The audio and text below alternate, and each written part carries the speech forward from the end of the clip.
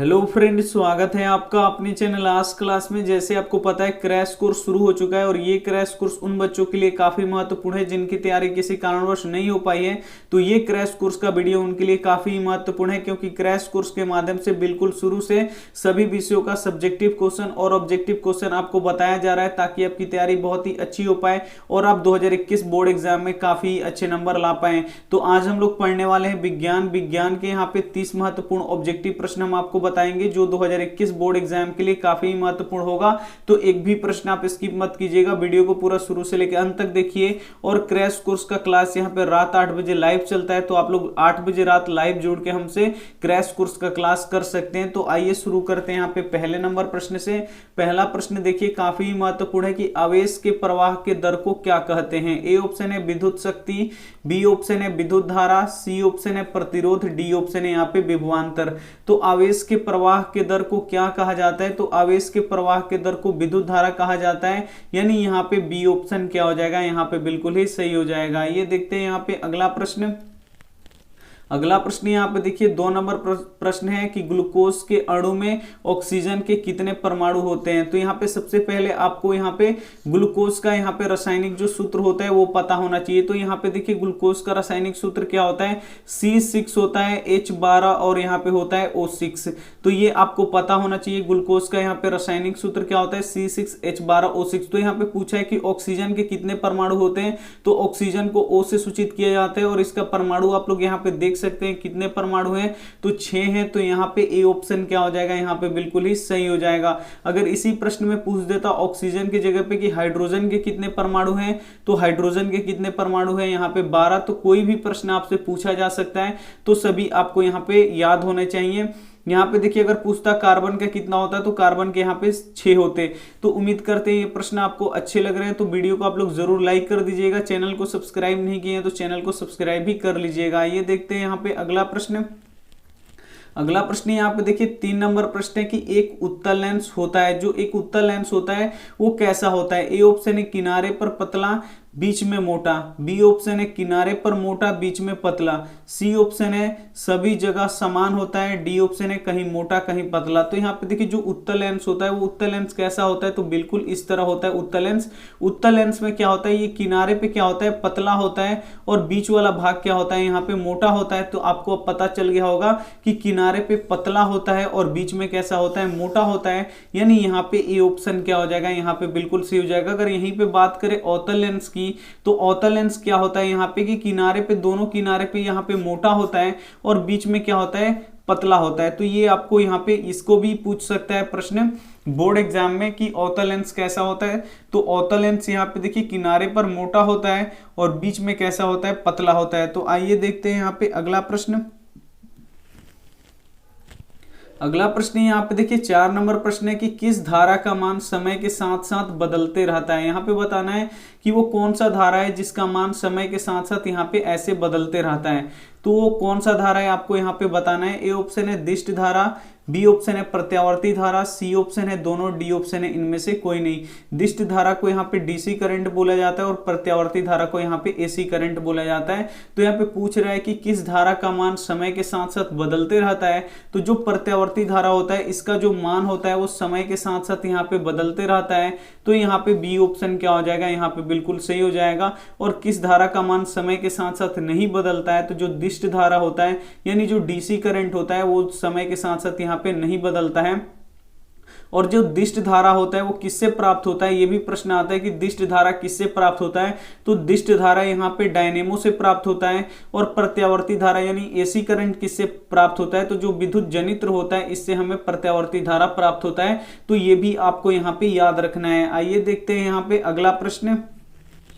अगला प्रश्न यहाँ पे देखिए 5 नंबर प्रश्न है कि शुद्ध जल का पीएच मान कितना होता है। काफी महत्वपूर्ण है और ये देखने में सिर्फ आसान लगता है लेकिन बोर्ड एग्जाम में काफी बार पूछा गया है कि शुद्ध जल का पीएच मान कितना होता है। ए ऑप्शन है यहाँ पे 7.4, बी ऑप्शन है 6, सी ऑप्शन है 7, डी ऑप्शन है यहाँ पे 10। तो यहाँ पे देखिए शुद्ध जल का पीएच मान कितना होता है, तो शुद्ध जल का पीएच मान कितना होता है 7, यानी जो शुद्ध जल होता है वो कैसा होता है, यहाँ पे उदासीन होता है। और जो भी उदासीन विलयन होता है उसका पीएच मान कितना होता है, यहाँ पे 7 होता है। और यहाँ पे देखिए 7.4 किनका होता है, पीएच मान, तो जो रक्त होता है यानी जो खून होता है उसका पीएच मान कितना होता है 7.4, तो ये आपको याद रखना है।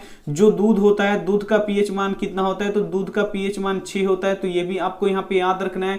और मिल्क ऑफ मैग्नीशिया का पीएच मान अगर इसमें 0.5 जोड़ दिया जाए तो मिल्क ऑफ मैग्नीशिया का यहाँ पे पीएच मान क्या होगा, यहाँ पे ये क्या होगा, यहाँ पे 10.5 होगा। तो अगर कोई पूछे कि खून क्षारीय है कि अम्लीय है, तो ये भी प्रश्न आ सकता है कि खून क्षारीय है कि अम्लीय है। तो यहाँ पे देखिए पीएच मान कितना है, 7 से ज्यादा है। तो पीएच मान जब 7 से ज्यादा होता है तो कैसा होता है, क्षारीय होता है। तो आप लोग आसानी से बता सकते हैं कि जो यहाँ पे खून है वो कैसा है, यहाँ पे क्षारीय है। अगर कोई पूछे कि दूध कैसा है, तो दूध का पीएच मान यहाँ पे कितना होता है, 6 होता है। इसका पीएच मान 7 से कम है, तो जो 7 से कम होता है वो कैसा होता है, यहाँ पे अम्लीय। तो दूध अम्लीय हो जाएगा और खून कैसा होगा, क्षारीय हो जाएगा। तो ये छोटी छोटी बातें आपको यहाँ पे याद रखनी होंगी अगर आपको बोर्ड एग्जाम में काफी अच्छे नंबर लाने हैं। तो आइए देखते हैं यहाँ पे अगला प्रश्न।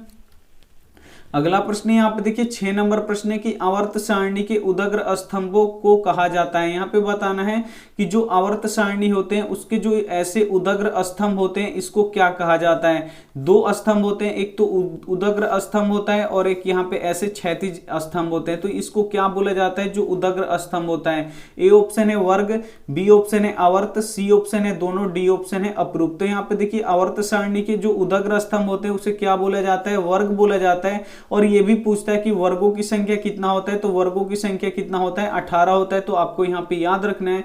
और जो क्षैतिज होता है, इसी में बोल दे कि आवर्त सारणी के क्षैतिज स्तंभों को क्या बोला जाता है, जो ऐसे होता है तो क्षैतिज स्तंभों को क्या बोला जाता है, यहाँ पे आवर्त बोला जाता है। और आवर्तों की संख्या कितना होता है, यहाँ पे 7 होता है। तो ये भी आपको यहाँ पे याद रखना है। आइए देखते हैं यहाँ पे अगला प्रश्न।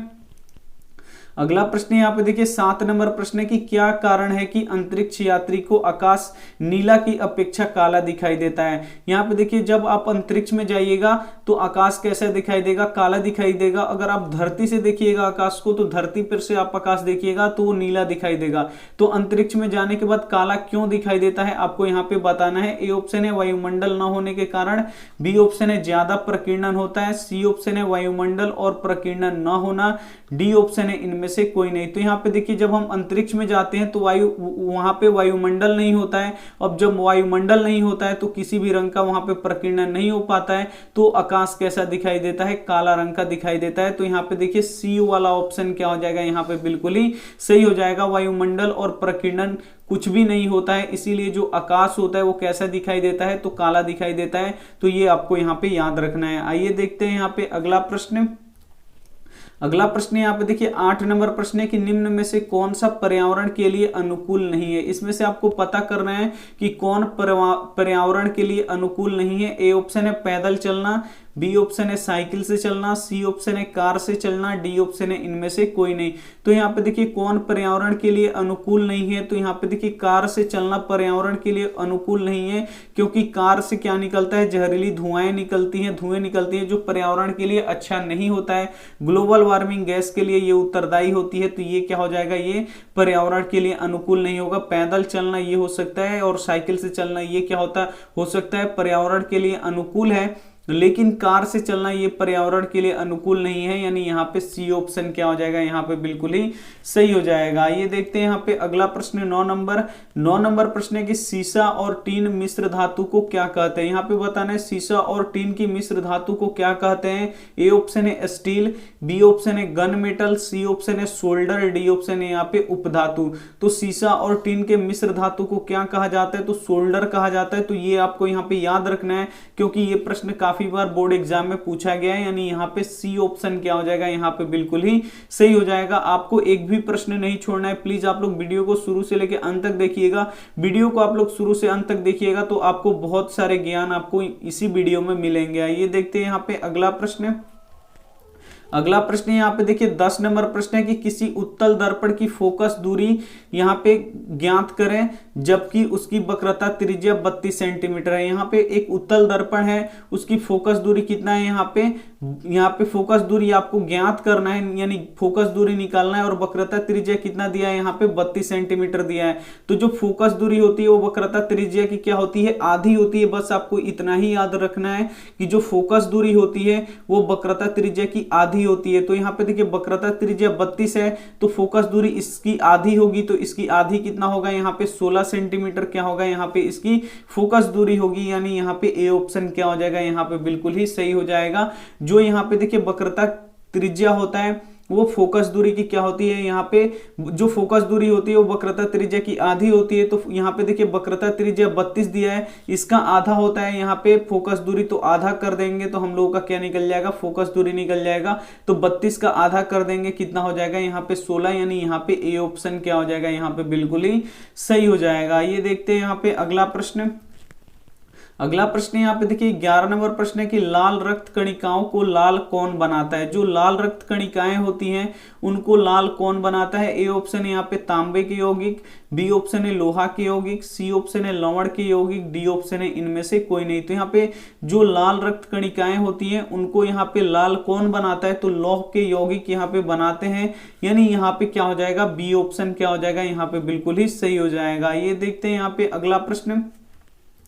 अगला प्रश्न यहाँ पे देखिए 12 नंबर प्रश्न है कि मनुष्यों का वृक्क संबंधित है किससे। जो मनुष्यों का वृक्क है वो किससे संबंधित है आपको बताना है। ए ऑप्शन है पोषण से, बी ऑप्शन है श्वसन से, सी ऑप्शन है उत्सर्जन से, डी ऑप्शन है यहाँ पे परिवहन से। तो मनुष्यों का वृक्क किससे संबंधित है, तो उत्सर्जन से। और शरीर में किस चीज का ये उत्सर्जन करता है, तो जो यूरिया होता है उसी का यहाँ पे उत्सर्जन करता है। जो शरीर का अपशिष्ट पदार्थ यूरिया होता है उसी का उत्सर्जन ये करता है वृक्क। तो यहाँ पे देखिए मनुष्यों का वृक्क किससे संबंधित है, तो ये उत्सर्जन से संबंधित है। और किस पदार्थ का उत्सर्जन करता है, तो जो यूरिया होता है उसका उत्सर्जन करता है। तो यहाँ पे ये भी आपको याद रखना है। आइए देखते हैं यहाँ पे अगला प्रश्न। अगला प्रश्न यहाँ पे देखिए 13 नंबर प्रश्न है कि आहार श्रृंखला में हरे पेड़ पौधे क्या कहलाते हैं। यहाँ पे बताना है कि जो आहार श्रृंखला बनता है उसमें जो हरे पेड़ पौधे होते हैं वो क्या कहलाते हैं। ए ऑप्शन है जंगल, बी ऑप्शन है उत्पाद, सी ऑप्शन है दोनों, डी ऑप्शन है इनमें से कोई नहीं। तो आहार श्रृंखला में हरे पेड़ पौधे क्या कहलाते हैं, तो ये उत्पाद कहलाते हैं, यानी यहाँ पे बी ऑप्शन क्या हो जाएगा यहाँ पे बिल्कुल ही सही हो जाएगा। ये देखते हैं यहाँ पे अगला प्रश्न। अगला प्रश्न यहाँ पे देखिए 14 नंबर प्रश्न है कि जंतुओं में वृद्धि हार्मोन स्रावित होता है। जो जंतुओं में वृद्धि हार्मोन यानी जो बढ़ने वाला हार्मोन होता है वो यहाँ पे देखिए किससे स्रावित होता है। ए ऑप्शन है पीयूष ग्रंथि से, बी ऑप्शन है ऑटू ग्रंथि से, सी ऑप्शन है पेंस ग्रंथि से, डी ऑप्शन है यहाँ पे अधिवृक्क से। तो जंतुओं में वृद्धि हार्मोन किससे स्रावित होता है, तो ये पीयूष ग्रंथि से यहाँ पे स्रावित होता है, यानी यहाँ पे ए ऑप्शन क्या हो जाएगा यहाँ पे बिल्कुल ही सही हो जाएगा। काफी ही महत्वपूर्ण प्रश्न है ये, तो ये आपको यहाँ पे याद रखना है कि जंतुओं में वृद्धि हार्मोन किससे स्रावित होता है, तो ये पीयूष ग्रंथि से यहाँ पे स्रावित होता है। आइए देखते हैं यहाँ पे अगला प्रश्न। अगला प्रश्न यहाँ पे देखिए 15 नंबर प्रश्न है कि धातुओं के बाह्यतम कक्षा में कितने इलेक्ट्रॉन हो सकते हैं। जो धातु होते हैं उनके बाह्यतम कक्षा में कितने इलेक्ट्रॉन हो सकते हैं। ए ऑप्शन है 1 2 6, बी ऑप्शन है 1 2 3, सी ऑप्शन है यहाँ पे देखिए 5 6 7, डी ऑप्शन है यहाँ पे 8 5 4। तो यहाँ पे देखिए धातु के बाह्यतम कक्षा में कितने इलेक्ट्रॉन हो सकते हैं, तो धातु के बाह्यतम कक्षा में 1 2 और 3 इलेक्ट्रॉन हो सकते हैं, यानी यहाँ पे बी ऑप्शन क्या हो जाएगा यहाँ पे बिल्कुल ही सही हो जाएगा। ये देखते हैं यहाँ पे अगला प्रश्न। अगला प्रश्न यहाँ पे देखिए 16 नंबर प्रश्न है कि समस्त जीवों के लिए ऊर्जा का मूल स्रोत है। यहाँ पे बताना है कि समस्त जीव यानी सभी जीवों के लिए ऊर्जा का मूल स्रोत क्या है। ए ऑप्शन है हरे पौधे, बी ऑप्शन है तापक्रम, सी ऑप्शन है जल, डी ऑप्शन है यहाँ पे सौर ऊर्जा। तो यहाँ पे देखिए समस्त जीवों के लिए ऊर्जा का मूल स्रोत क्या है, तो ये सौर ऊर्जा है, यानी यहाँ पे डी ऑप्शन क्या हो जाएगा यहाँ पे बिल्कुल ही सही हो जाएगा। ये देखते हैं यहाँ पे अगला प्रश्न। अगला प्रश्न यहाँ पे देखिए 17 नंबर प्रश्न है कि निम्न में से कौन जैव निम्नीकरणीय कचरा है। इसमें से आपको बताना है कि कौन जैव निम्नीकरणीय कचरा है। जो ऐसे ही सड़ गल जाते हैं उसे क्या बोला जाता है, जो जैव निम्नीकरणीय यहाँ पे कचरा बोला जाता है। तो यहाँ पे देखिए ए ऑप्शन है प्लास्टिक, तो प्लास्टिक ऐसे ही नहीं गलता सड़ता है, थर्मोकोल भी नहीं गलता सड़ता है और पॉलिथीन भी यहाँ पे नहीं गलता सड़ता है, लेकिन जो टिश्यू पेपर होता है वो ऐसे ही यहाँ पे सड़ गल जाता है। तो ये क्या हो जाएगा यहाँ पे जैव निम्नीकरणीय कचरा हो जाएगा, यानी यहाँ पे क्या हो जाएगा डी ऑप्शन क्या हो जाएगा यहाँ पे बिल्कुल ही सही हो जाएगा। और ये जो तीनों होगा ये अजैव निम्नीकरणीय कचरा होगा, ये ऐसे ही सड़ेगा गलेगा नहीं। इसको यहाँ पे नष्ट करने के लिए या तो जलाना पड़ेगा या तो आपको गड्ढा खोद के उसमें अंदर रखना पड़ेगा, ऊपर से उस पर माटी डालना पड़ेगा ऐसे। तो यहाँ पे पूछ रहा है प्रश्न की जैव निम्नकरणीय कचरा कौन है, तो टिश्यू पेपर यहाँ पे क्या हो जाएगा, जैव निम्नकरणीय कचरा हो जाएगा। आइए देखते हैं यहाँ पे अगला प्रश्न। अगला प्रश्न यहाँ पे देखिए 18 नंबर प्रश्न है कि सिलिका क्या है। यहाँ पे आपको बताना है कि सिलिका क्या है। ए ऑप्शन है धातु, बी ऑप्शन है अधातु, सी ऑप्शन है दोनों, डी ऑप्शन है यहाँ पे उपधातु। तो यहाँ पे आपको बताना है कि सिलिका क्या है। तो जो सिलिका है वो क्या है, यहाँ पे उपधातु है, ये आपको याद रखना है। काफी महत्वपूर्ण प्रश्न है कि जो सिलिका है वो क्या है, यहाँ पे उपधातु है, ये आपको यहाँ पे याद रखना है। यानी यहाँ पे डी ऑप्शन क्या हो जाएगा, यहाँ पे बिल्कुल ही सही हो जाएगा। ये देखते हैं यहाँ पे अगला प्रश्न। अगला प्रश्न यहाँ पे देखिए 19 नंबर प्रश्न है कि शरीर की सबसे छोटी कोशिका किसकी होती है। यहाँ पे बताना है कि जो मानव शरीर होता है उसमें सबसे छोटी कोशिका किसकी होती है। ए ऑप्शन है अंडाणु के, बी ऑप्शन है शुक्राणु के, सी ऑप्शन है तंत्रिका तंत्र के, डी ऑप्शन है यहाँ पे हृदय के। तो जो शरीर होता है उसके सबसे जो छोटी कोशिका होती है वो किसकी होती है, तो जो यहाँ पे जो मादा के अंडाणु होते हैं उसी की जो कोशिका होती है वो जो सबसे छोटी होती है। और यहाँ पे देखिए मादा में अंडाणुओं की संख्या कितनी होती है, 2 होती है। और जो अंडाणु होते हैं इसी के कोशिका होते हैं वो जो सबसे छोटे होते हैं। और मानव शरीर में यहाँ पे सबसे बड़ी या लंबी कोशिका किसकी होती है, तो तंत्रिका कोशिका होती है जो सबसे लंबी होती है। तो ये भी आपको यहाँ पे याद रखना है। और सबसे छोटी कोशिका किसकी होती है, तो अंडाणु की, और सबसे बड़ी किसकी होती है, तो तंत्रिका तंत्र की कोशिका को। तो यहाँ पे ये आपको दोनों ही प्रश्न याद होने चाहिए, दोनों ही काफी महत्वपूर्ण प्रश्न है। आइए देखते हैं यहाँ पे अगला प्रश्न। अगला प्रश्न यहाँ पे देखिए 20 नंबर प्रश्न है कि क्लोरीन का परमाणु संख्या कितना होता है। यहाँ पे आपको बताना है कि क्लोरीन का परमाणु संख्या कितना होता है। ए ऑप्शन है 12, बी ऑप्शन है 13, सी ऑप्शन है 19, डी ऑप्शन है यहाँ पे 17। तो क्लोरीन का परमाणु संख्या कितना होता है, काफी महत्वपूर्ण प्रश्न है। तो क्लोरीन का परमाणु संख्या यहाँ पे 17 होता है। यानी यहाँ पे डी ऑप्शन क्या हो जाएगा, यहाँ पे बिल्कुल ही सही हो जाएगा। ये देखते हैं यहाँ पे अगला प्रश्न। अगला प्रश्न यहाँ पे देखिए 21 नंबर प्रश्न है कि दही का जमना किस प्रकार की क्रिया है। ए ऑप्शन है अपघटन, बी ऑप्शन है यहाँ पे प्रकाश संश्लेषण, सी ऑप्शन है किण्वन, डी ऑप्शन है यहाँ पे उत्सर्जन। तो दही का जमना किस प्रकार की क्रिया है, तो दही का जमना यहाँ पे किण्वन की प्रक्रिया है। यानी यहाँ पे क्या हो जाएगा, सी ऑप्शन क्या हो जाएगा, यहाँ पे बिल्कुल ही सही हो जाएगा। और जो दही होता है उसमें कौन से एसिड पाए जाते हैं, तो लैक्टिक एसिड पाए जाते हैं। तो ये आपको यहाँ पे याद रखना है। आइए देखते हैं यहाँ पे अगला प्रश्न। अगला प्रश्न यहाँ पे देखिए 22 नंबर प्रश्न है कि ओजोन परत किस हानिकारक किरण से सुरक्षा प्रदान करता है। जो ओजोन परत होता है जिसका रासायनिक सूत्र क्या होता है, O3 होता है। ये आपको पता होना चाहिए कि जो ओजोन परत होता है वो किस हानिकारक किरण से सुरक्षा प्रदान करता है। ए ऑप्शन है औरक्त किरणों से, बी ऑप्शन है पाराबैंगनी किरणों से, सी ऑप्शन है तापीय किरणों से, डी ऑप्शन है यहाँ पे उष्मीय किरणों से। तो ओजोन परत किस हानिकारक किरणों से सुरक्षा प्रदान करता है, तो पाराबैंगनी किरणों से ये क्या करता है, यहाँ पे सुरक्षा प्रदान करता है। यानी यहाँ पे बी ऑप्शन क्या हो जाएगा, यहाँ पे बिल्कुल ही सही हो जाएगा। ये देखते हैं यहाँ पे अगला प्रश्न। अगला प्रश्न यहाँ पे देखिए 23 नंबर प्रश्न है कि जल और हवा में कौन सघन माध्यम है। यहाँ पे बताना है कि जल और हवा में कौन सघन माध्यम है। ए ऑप्शन है जल, बी ऑप्शन है हवा, सी ऑप्शन है दोनों, डी ऑप्शन है इनमें से कोई नहीं। तो यहाँ पे देखिए जल और हवा का तुलना किया जाए और इसमें पता किया जाए कि कौन सघन माध्यम है। तो यहाँ पे जल क्या होगा, यहाँ पे सघन माध्यम होगा, और हवा क्या होगा, यहाँ पे विरल माध्यम होगा। तो उम्मीद करते हैं ये प्रश्न आपको काफी अच्छी तरीके से समझ में आया होगा। तो सघन माध्यम इसमें पूछा है, तो सघन माध्यम यहाँ पे क्या होगा, जल होगा। यानी यहाँ पे ए ऑप्शन क्या हो जाएगा, बिल्कुल सही हो जाएगा। और जो हवा होगा वो कौन सा माध्यम होगा, यहाँ पे विरल माध्यम होगा। आइए देखते हैं यहाँ पे अगला प्रश्न। अगला प्रश्न यहाँ पे देखिए 24 नंबर प्रश्न है कि मेंडलीफ के आवर्त नियम के अनुसार तत्वों का गुणधर्म किनके आवर्ती फलन होता है। ए ऑप्शन है परमाणु आयतन के, बी ऑप्शन है परमाणु घनत्व के, सी ऑप्शन है परमाणु द्रव्यमान के, डी ऑप्शन है परमाणु संख्या के। तो मेंडलीफ के आवर्त नियम के अनुसार तत्वों के गुणधर्म किसके, यहाँ पे इनमें से किसके आवर्ती फलन होता है, तो परमाणु द्रव्यमान के ये क्या होते हैं, आवर्ती फलन होते हैं। यानी यहाँ पे सी ऑप्शन क्या हो जाएगा, यहाँ पे बिल्कुल ही सही हो जाएगा। ये देखते हैं यहाँ पे अगला प्रश्न। अगला प्रश्न यहाँ पे देखिए 25 नंबर प्रश्न है कि किस माध्यम में प्रकाश की चाल अधिक होता है। यहाँ पे बताना है कि वो कौन सा माध्यम है जहां पे प्रकाश की चाल सबसे अधिक होगी। ए ऑप्शन है हवा, बी ऑप्शन है निर्वात, सी ऑप्शन है सीसा, डी ऑप्शन है यहाँ पे जल। तो यहाँ पे देखिए किस माध्यम में प्रकाश की चाल सबसे अधिक होती है, तो जो निर्वात होता है इसमें क्या होता है, प्रकाश की चाल सबसे अधिक होती है, कितना होता है, तो 3 लाख किलोमीटर पर सेकेंड होता है। तो ये आपको यहाँ पे याद रखना है, यानी यहाँ पे बी ऑप्शन क्या हो जाएगा, यहाँ पे बिल्कुल सही हो जाएगा। जो निर्वात होगा उसमें प्रकाश की चाल सबसे अधिक होगा। आइए देखते हैं यहाँ पे अगला प्रश्न।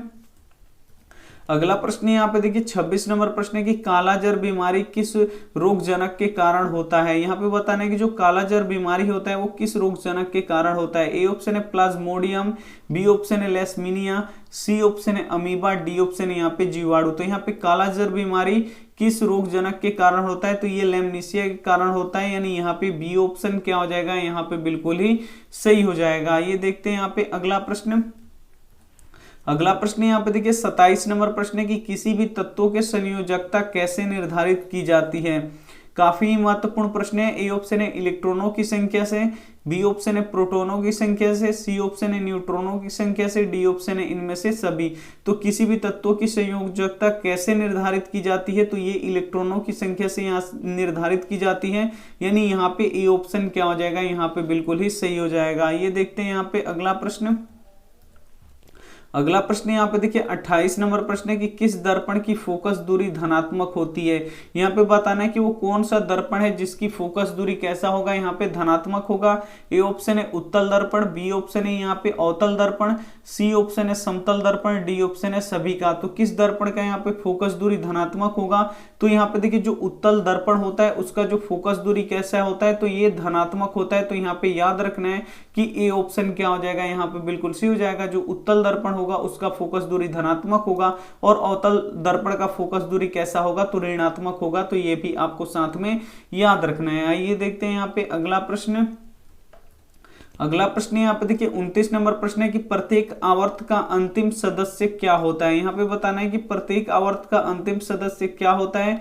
ए ऑप्शन है क्षारीय धातु, बी ऑप्शन है हैलोजन, सी ऑप्शन है निष्क्रिय गैस, डी ऑप्शन है इनमें से कोई नहीं। तो प्रत्येक आवर्त का अंतिम सदस्य क्या होता है, तो प्रत्येक आवर्त का अंतिम सदस्य क्या होता है, यहाँ पे एक निष्क्रिय गैस होता है, यानी यहाँ पे क्या हो जाएगा, सी ऑप्शन क्या हो जाएगा, यहाँ पे बिल्कुल ही सही हो जाएगा। ये देखते हैं यहाँ पे अगला प्रश्न और अंतिम प्रश्न। यहाँ पे देखिए 30 नंबर प्रश्न है कि किस प्रतिबिंब को पर्दे पे उतारा जा सकता है। ए ऑप्शन है काल्पनिक प्रतिबिंब को, बी ऑप्शन है वास्तविक प्रतिबिंब को, सी ऑप्शन है दोनों, डी ऑप्शन है इनमें से कोई नहीं। तो किस प्रतिबिंब को पर्दे पे उतारा जा सकता है, तो यहाँ पे देखिए जो वास्तविक प्रतिबिंब होता है इसको हम लोग पर्दे पे उतार सकते हैं, यानी यहाँ पे बी ऑप्शन क्या हो जाएगा, बिल्कुल सही हो जाएगा। और जो यहाँ पे देखिए वास्तविक प्रतिबिंब होता है ये उल्टा होता है, तो यहाँ पे आपको याद रखना है कि जो वास्तविक प्रतिबिंब होता है वो कैसा होता है, यहाँ पे उल्टा होता है। और जो काल्पनिक प्रतिबिंब होता है वो कैसा होता है, सीधा होता है। और काल्पनिक प्रतिबिंब को पर्दे पे उतारा नहीं जा सकता है, तो ये भी आपको यहाँ पे याद रखना है। आइए देखते हैं यहाँ पे होमवर्क प्रश्न। आप 30 प्रश्न देख चुके हैं। अगर 30 प्रश्न में से आपको कोई भी प्रश्न याद नहीं होगा तो आप लोग उसे क्या कर लीजिएगा, लिख के याद कर लीजिएगा। अगर आप लेट जुड़े हैं, कोई भी प्रश्न आपसे छूट गया है, तो आप लोग फिर से वीडियो शुरू करके आप लोग देख सकते हैं, क्योंकि काफी महत्वपूर्ण है ये 30 प्रश्न। तो आप लोग को ये सभी प्रश्न अब याद कर लेना है, क्योंकि अब आपको लापरवाही नहीं करना है, क्योंकि परीक्षा आपके बहुत ही करीब है। आपको मन लगा के पढ़ाई करना है। अगर इसमें के आपको कोई अगर मान लीजिए कि 10-15 प्रश्न याद भी हैं तो वो क्या हो जाएगा, आपका रिवीजन हो जाएगा। लेकिन जो प्रश्न आपको याद नहीं है तो उसे आप लोग अब याद करने की कोशिश कीजिए, क्योंकि बोर्ड एग्जाम में कोई भी प्रश्न पूछ सकता है। तो यहाँ पे आप लोग बहुत ही मन लगा के पढ़ाई कीजिए। और यहाँ पे देखिए रोज सुबह 5 बजे लाइव टेस्ट होता है, तो यहाँ पे रोज सुबह 5 बजे आप लोग लाइव जुड़िए। और आप लोग लापरवाही बिल्कुल मत कीजिए, आप लोग टेस्ट दीजिए और टेस्ट में अपना स्कोर अब जांच कीजिए कि आपकी तैयारी अब कितनी हुई है, क्योंकि अब बहुत ही कम समय आपके पास बचा है। तो टेस्ट आप लोग जरूर दीजिए। टेस्ट दीजिएगा तो इससे आपको अंदाजा मिलेगा कि आपकी तैयारी कितनी हुई है और आपको यहाँ पे मन भी लगेगा पढ़ने में। तो आइए देखते हैं यहाँ पे होमवर्क प्रश्न। होमवर्क प्रश्न है कि मैग्नेटाइट किस धातु का अयस्क है। जो मैग्नेटाइट है वो किस धातु का अयस्क है, यहाँ पे बताना है। ए ऑप्शन है Mg, बी ऑप्शन है Fe, सी ऑप्शन है यहाँ पे Ag, डी ऑप्शन है यहाँ पे Cu। तो यहाँ पे आपको बताना है कि मैग्नेटाइट किस धातु का अयस्क है। तो इसमें से आपको जो भी ऑप्शन सही लगे वो आप हमें कमेंट करके जरूर बताइएगा। आपके कमेंट का यहाँ पे इंतजार रहेगा। वीडियो को आप लोग लाइक नहीं किए हैं तो वीडियो को जरूर आप लोग लाइक करके जाइएगा। चैनल को सब्सक्राइब नहीं किए हैं तो चैनल को सब्सक्राइब भी कर लीजिएगा। अपने दोस्तों के पास, अपने दोस्तों को भी बोलिएगा चैनल को सब्सक्राइब करने के लिए। सब्सक्राइब करने के बाद बेल आइकन को ऑल पे दबा लीजिएगा, ताकि जब भी कोई लाइव क्लास हो तो नोटिफिकेशन आप तक पहुंचे। और यहाँ पे देखिए वीडियो को अपने दोस्तों के पास अपने स्टडी ग्रुप में जरूर शेयर कीजिएगा, थैंक यू फॉर वॉचिंग, मिलते हैं अगले वीडियो में, तब तक अपना ध्यान रखिए। आप लोग सुबह 5 बजे लाइव टेस्ट में जरूर आइए, टेस्ट देने से बहुत सारे फायदे होते हैं। थैंक यू फॉर वॉचिंग, मिलते हैं सुबह 5 बजे। Take care and bye.